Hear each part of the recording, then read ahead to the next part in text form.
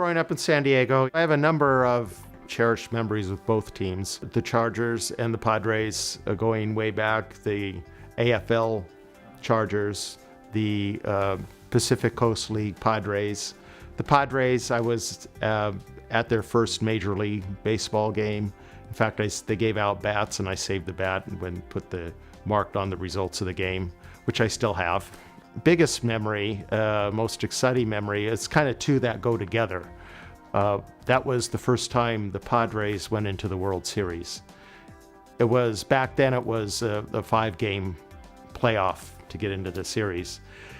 This was the year that Padres were playing the Chicago Cubs, so the whole country wanted the Cubs because the Tigers were the other team, so a classic lineup. Cubs had been so long, that they've been in the World Series.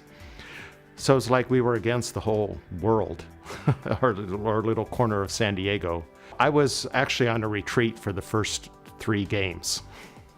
So I was, but I heard about what happened, the first game they lost 13-0. It was a wipeout. And then they lost the second game. The shortstop, Gary Templeton, just on that third game came out all charged up, and everyone was charged up. So they won the game. So I had a ticket for the 4th game. That was one of the most riveting sports events I was at. It was a close game.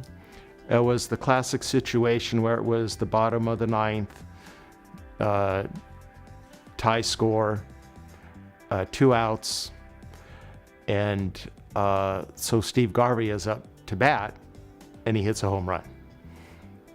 So, I mean, it was electrifying. People stood up and cheered for a half hour. When I returned from this retreat, I was still on vacation, so I was staying at my parents' home.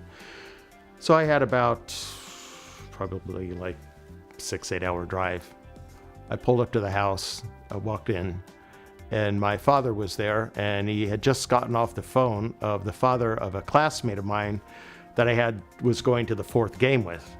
And he said he had a ticket to the 5th game. And he asked me if I wanted it, and I said no. I couldn't believe it that he said no, I was devastated. I said, well, call him back. It was about 10 minutes. Call him back and see if he still has that ticket available. He called him back. He didn't have the ticket available. So that 5th game was a Sunday. I was staying at my parents' house, and I was in the bathroom getting ready for the day and thinking that wouldn't it be nice if there was some kind of a miracle where I could get a ticket to the game. As in the bathroom, I heard the phone ring. Then when I came out, my mother said it was my aunt who they were going to the game and they had an extra ticket. It was a miracle. And that was the game where, the famous grounder that got by the first baseman and sparked the rally that pushed the Padres ahead, and they ended up winning the game. But what triggered it was a grounder that was hit by Tim Flannery. Last year, or maybe it was 2 years ago, at the Newman Hibernia St. Patrick's luncheon, he was the featured speaker.